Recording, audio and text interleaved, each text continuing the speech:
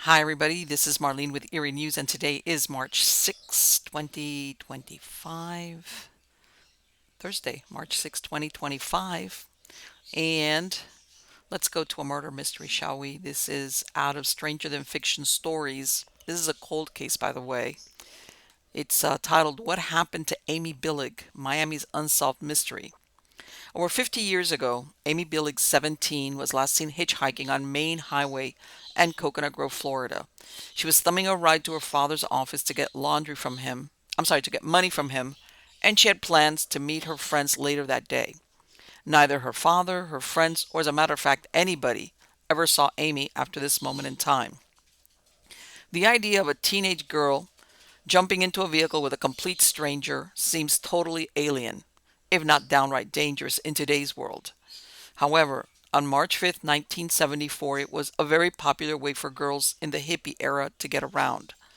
By the late 1960s, the dangers of hitchhiking were becoming evident when many young women disappeared or turned up dead. At the very least, many were sexually assaulted, since this was an expectation that this was how they were paying for their ride. The folly of this age group, of course, is that nothing bad is going to happen to you. Amy Billig lived in Coconut Grove, a bohemian enclave in Miami, and her father owned an art gallery there as well. Prior to her disappearance, she was often seen hitchhiking throughout her neighborhood. Within a few days of her disappearance, the first false clue to locating her came in the form of a call from Charles and Larry Glasser.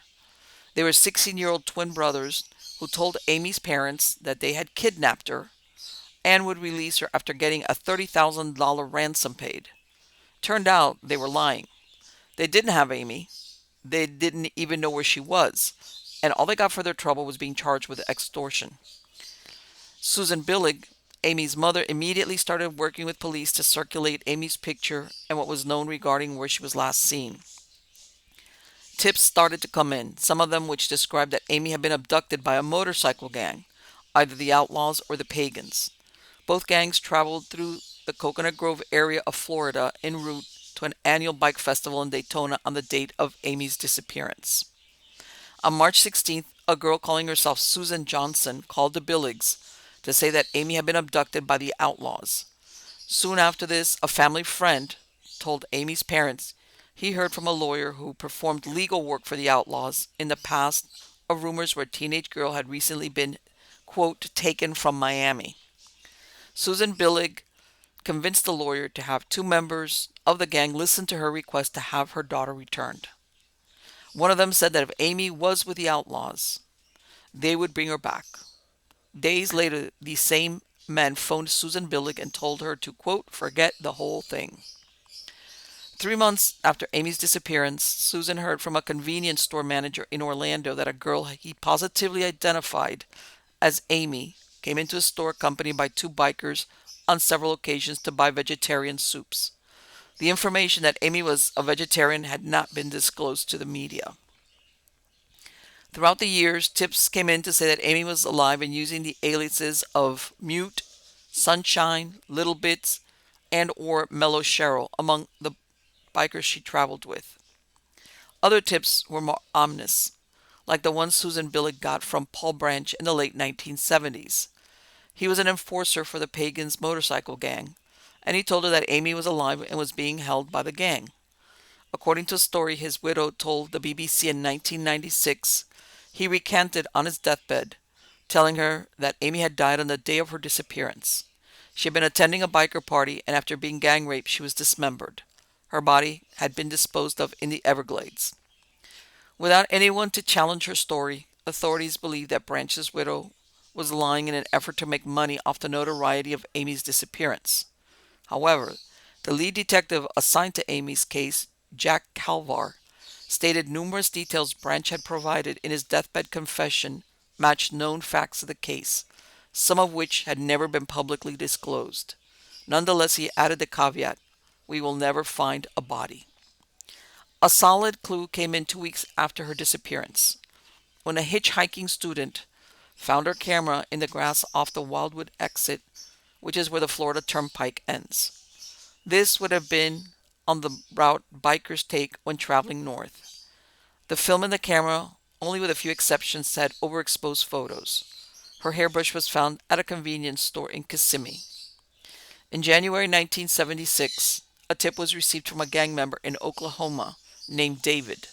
He said he recognized Amy from a newspaper photograph and that at one time he owned her. He met the Billigs and told them Amy was timid and quiet like a mute. He described a scar on her body which had been withheld from the media. Susan Billig believed him. He agreed to contact the man Amy was currently with. Several weeks later, he told them that Amy was in Tulsa. A meeting that was going to take place in a Tulsa tavern to arrange the return of Amy was broken up when a fight ensued between the gang members. Over a month later, David contacted Susan Billig and told her that his kneecaps were broken, likely for being an informant. He said that Amy was now in Seattle working as a stripper. He told her this would be the last time she heard from him. A search was made for Amy in Seattle, but to no avail. In the mid 1980s, a well known California psychic replied when asked where Amy was, quote, lost. Her bones are scattered across the sand, end quote. She went on to say Amy was killed by a lone killer during a rape and that he had put her body beneath water. She said the murderer still lived in Miami and had committed no other crimes afterward. 5 months after Amy went missing, her mother started to endure a 21-year persecution of the worst kind a parent could imagine. Henry Johnson Blair, not identified until 1995, would call Susan Billig and torment her by telling her that her daughter was a captive of a sex ring organization. He would then change his story and claim that he had Amy. The calls stopped when FBI agents were able to trace the calls to his cellular phone. Originally, they had been unsuccessful because he would use a payphone. He had worked for the U.S. Customs Department for over 20 years. When apprehended, Blair told the authorities he was an alcoholic and that he suffered from an obsessive-compulsive disorder. He claimed that he had never met Amy or knew anything about what had happened to her, even though Amy referred to a Hank in her diary, which was Blair's nickname. She said she was running away with Hank to South America. One of the few photos developed from Amy's recovered camera showed a vehicle similar to one owned by Blair in 1974. Blair's job with U.S. Customs entailed visits to the Caribbean and South America. In 1996, Blair was sentenced to a 2-year prison term, and Susan Billig settled a lawsuit against him for $5 million. Despite all her mother's efforts to find her, Amy was never found, either dead or alive. Her father, Ned Billig, died in 1993 from lung cancer. His wife, Susan, died from the same illness and heart attacks in 2005. In 2001, she co-authored a book about her daughter's disappearance titled Without a Trace, A Mother's Search for Justice. Amy's story has been featured on Unsolved Mysteries and America's Most Wanted. Amy's brother Josh built a remembrance bench for her in Coconut Grove's Peacock Park. Many believe that Amy was a victim of a soul serial killer. And again, this is, many of, and I've said it, many of these old cold cases have been solved because they had some type of remains to take the DNA from. But without a body, there's nothing to verify identity and take it from there. And unfortunately, when you listen to the biker story, it sounds plausible. And I grew up in this area, so I'm very familiar with the Everglades, especially back in the 70s. And even afterwards, it was well known that if you were going to dispose of a body, this was the place to do it. Either an alligator would get rid of the body, because remember, it's marshy out there, everything is, and or the climate, the bugs. There was a million ways. Every once in a while, they still come up. They'll find skeletal remains, and there's a lot of people that they think are out there. They've never been found. That she was the victim of a soul serial killer, and he left her out in the Everglades. Yes. The other story about her going to a gang party and they threw her in the Everglades. Yes. The other ones where they think, and I'm going to tell you what I think. When you look at this picture of Amy Billig in 1974, she's I don't want to say common looking, but there were, I looked like that. I had the long hair, with the dark eyes. She was, I could see where some other girl that looked very much like her was traveling with a gang, and they would look at her and think, "Oh, this is the same girl that's traveling around with us." For those of you watching the video version of this, um, she was a pretty girl, but the long dark hair, the dark eyes, that typical 1970s look. I could see a bunch of girls, very pretty though, being mistaken for her.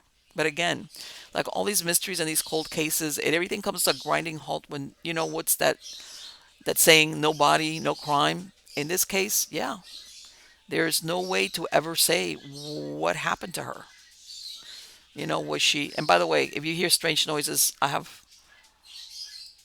doing this in the middle of the day, and I have a lot of exotic animals that are, doing their thing, making noise, of course, because that's what animals do, just like children. Anyway, let's go on to the next story. The next story is also out of Stranger Than Fiction stories, and it's titled, Will the Real John Wilkes Booth Please Stand Up?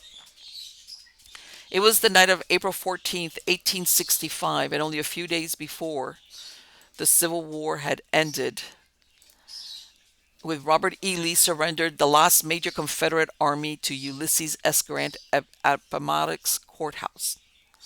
The actor John Wilkes Booth shot Abraham Lincoln in the head, leaped from the theater box where the president had been seated, and escaped into the night. On April 24th, it was reported that Booth had been shot and killed outside a barn in Virginia. But is that version of the assassin's death the truth?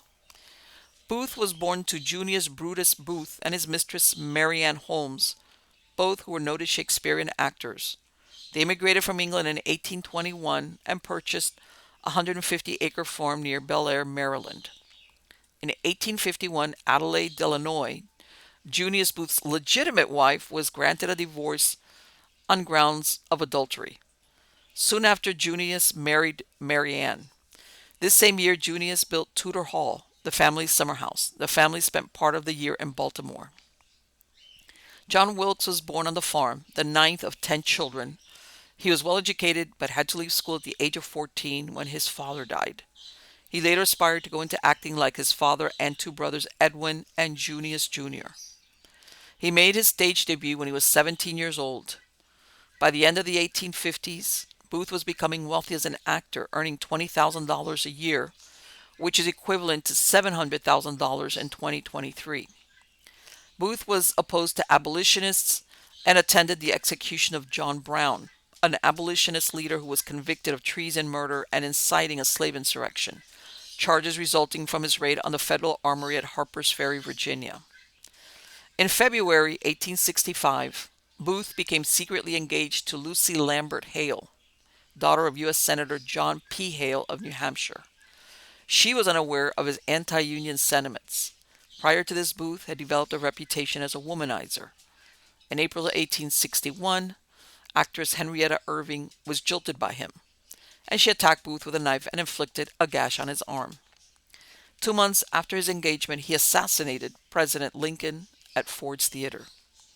In a strange twist, just a few years before Lincoln's murder, his oldest son, Robert Todd Lincoln, was standing on a train station platform in New Jersey around 1863 or 1864.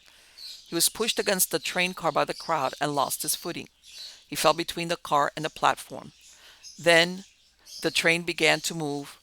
Suddenly, someone grabbed him by the collar and pulled him to safety.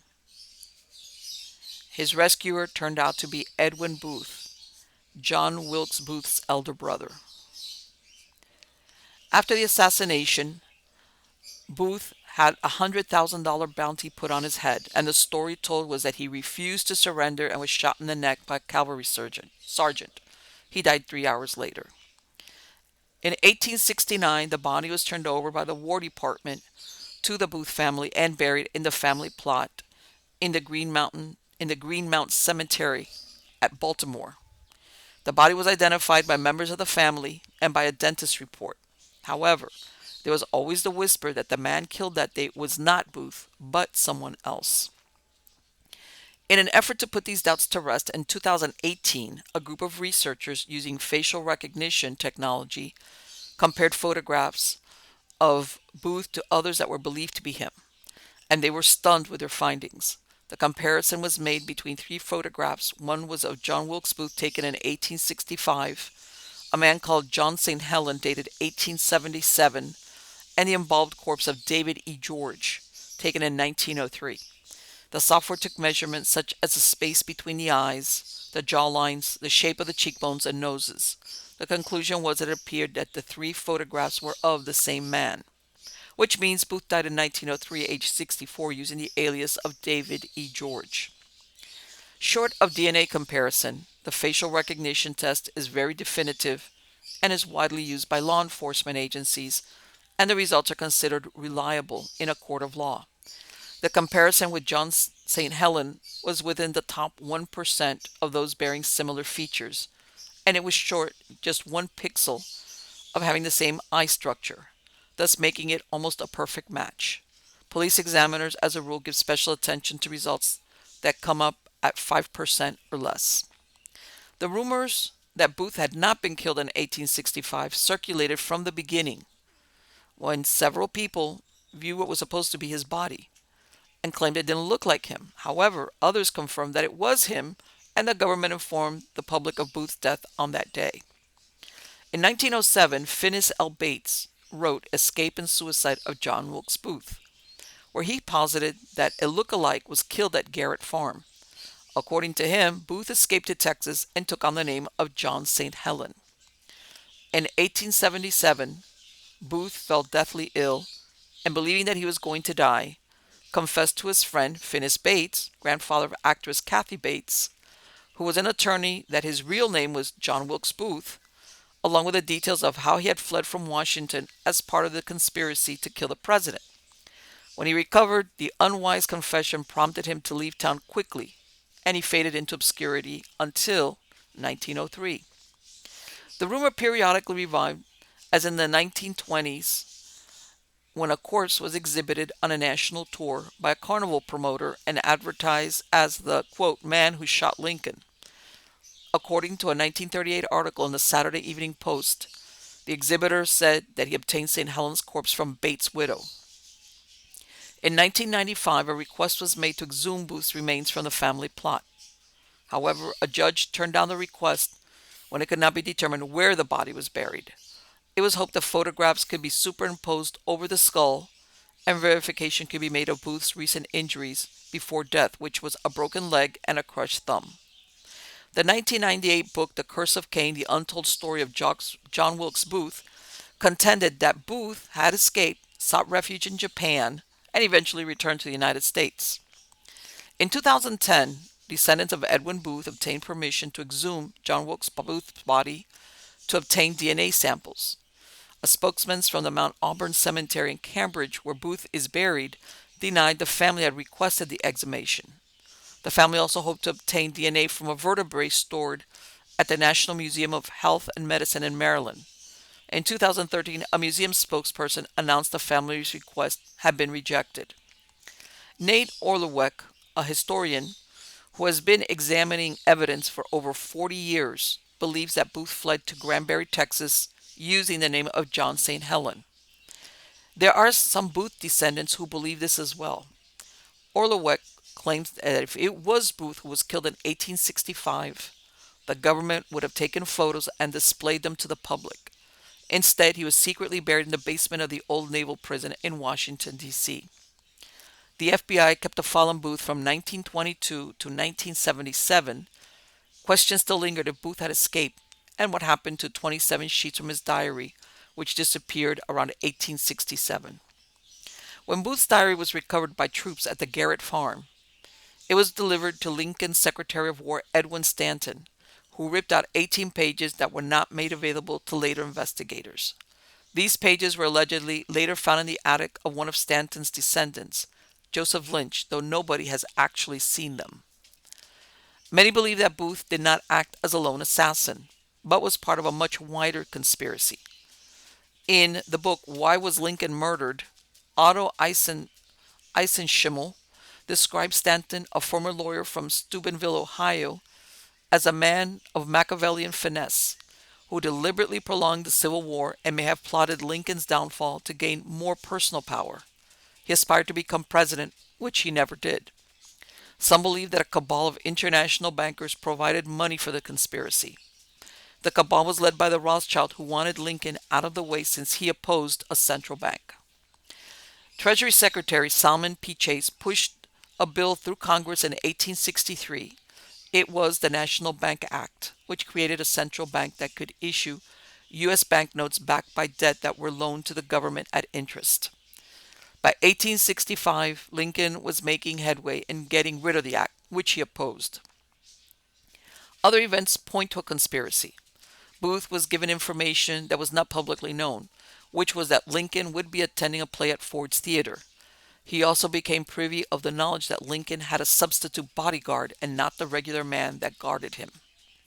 Stanton called away General Ulysses S. Grant, who was supposed to attend the play with the president, thus allowing the assassination to take place. At the same moment Booth had put his plan into action, Lewis Powell, also known as Lewis Payne, broke into Secretary of State William Seward's house and wounded him and 4 guests. Another, who it was thought was part of the conspiracy, was Vice President Andrew Johnson. Mary Todd Lincoln wrote in a letter, quote, "That miserable inebriate Johnson, he never wrote me a line of condolence and behaved in the most brutal way. As sure as you and I live, Johnson had some hand in all this." End quote. In the book The Lincoln Conspiracy, the authors claim the person killed in Booth's stead was James Ward Boyd, a former captain in the Tennessee Volunteers of the Confederate Army and Rebel Secret Service, who had been released from prison in February 1865 by Stanton. In the alternate story of Booth's ending, it took place in 1903 in the Grand Avenue Hotel, room number 4 in Enid, Oklahoma. David Elihu George lay on his deathbed after taking a dose of strychnine. The Booth was sent to W. P. Penniman's undertakers, where stories were told that before George succumbed to a suicide attempt, he confessed to being John St. Helen, who in turn was really John Wilkes Booth. So many people heard the story that Penniman had the corpse embalmed, tied it in a sitting position to a chair, and displayed it at a window for the public to view. Finis L. Bates came to Enid from Memphis, Tennessee, and confirmed that George was John St. Helen. He even showed Penniman a picture he had of St. Helen, given to him years before. He also found that George's leg had a fracture of the shin bone above the ankle, and he had high thumb joint on the right hand. Both of these traits were like Booth. Bates was not sentimental about his friend's death, since he lectured at the Enid Opera House about John St. Helen at the cost of 25 to 50 cents for entry. Supposedly, Mr. George's remains were shipped to the Booth family in Baltimore. However, Bates had other plans and rented out the body to carnivals and state fairs as the corpse of John Wilkes Booth. When Bates died in 1923, his wife sold the mummy to William Evans, the carnival king of the Southwest. Later, it became a part of Jay Gould's $1 Million Circus. In 1931, while touring in Chicago, 6 doctors took an x-ray of the mummy, which showed a healed ankle fracture, a deformed right thumb, and a ring with the letter B inside the stomach. The last known viewing of the mummy was in the 1970s in New Hope, Pennsylvania. So what do you think? Because let me tell you something, for those of you watching the video, this picture of Captain James Ward Boyd right here, he does look a lot like John Wilkes Booth. Supposedly, if you go with the conspiracy theory, he was the one that was buried, in place of John Wilkes Booth. So yeah, very interesting, as far as like alternate, it's possible. But, and I think that the only way to really settle that was that they would exhume. It's almost like we don't know where the body is, but well, we're not going to let you exhume it, but exhume supposedly what's buried in the Booth family plot and do a DNA, and that's it. Because remember, he had several brothers and sisters, so there's enough family members there, descendants, to do a DNA comparison at. And then that's it. That would be end of that. It's like, yeah, that's him. Whatever it is, that's him. That's it. End of story. Nobody else would think, like, in other words, that would be the end of that whole, mystery, as in, uh hey, what went on here. Anyway, let's go on. This is a story out of UPI, and it's titled "The Megalodon Goldfish Found in Pennsylvania Waterway." The U.S. Fish and Wildlife Service is reminding pet owners not to release their goldfish into waterways after researchers in Pennsylvania found a massive megalodon. The USFWS said researchers conducting an electrofishing survey in Presque Isle, Erie County, found a gigantic goldfish larger than researcher Corey Ketchum's hand. Your pet store goldfish after 2 years in the wild. Call me Megalodon, the USFWS said on social media. The service said goldfish are an invasive species. They can turn lakes and waterways into murky messes, steal food from native fish, and wreck water quality, the Post said. Officials wrote that goldfish may start out small, but they can become a big problem very quickly. One goldfish might not seem like a big deal, but they multiply fast, the USFWS said. Goldfish spawn several times a season, and because they have no natural predators in most North American waters, their populations explode.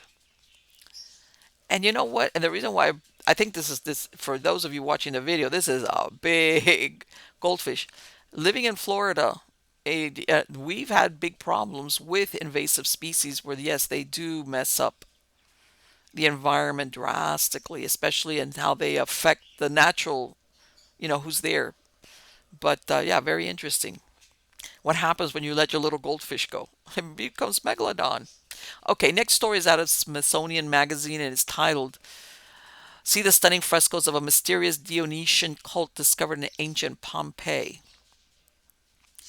Archaeologists in Pompeii have uncovered a series of nearly life-size frescoes spanning 3 walls of an ancient banquet hall. Set against a ruby red backdrop, the wall paintings depict female followers of Dionysus, the Greek god of wine and ecstasy, engaged in secretive cult rituals. Also known as Maenads or Bacchantes, the women have swords in their hands and slaughtered animals draped across their bare shoulders. Alongside flute piping satyrs, they're engaged in a wild ritualistic dance, while shellfish, eels, squid, and poultry dangle above them. In the center of it all, a clothed woman awaits her initiation into the cult. Pompeii is full of colored frescoes, but this one is particularly rare. The only other large wall painting depicting a Dionysian ceremony was unearthed in the so-called Villa of the Mysteries in the ancient city suburbs in 1909, according to the Pompeii Archaeological Park. Known as megalography, a Greek term for a large-scale painting, the banquet hall fresco was uncovered at the newly excavated House of Theseus. It dates to the 1st century BC, more than 100 years before Mount Vesuvius erupted in 79 AD and cast pumice and ash down upon Pompeii. In 100 years' time, today will be remembered as historic, Alessandro Giuli, the Italian culture minister, told reporters at the unveiling of the wall paintings on a few days before.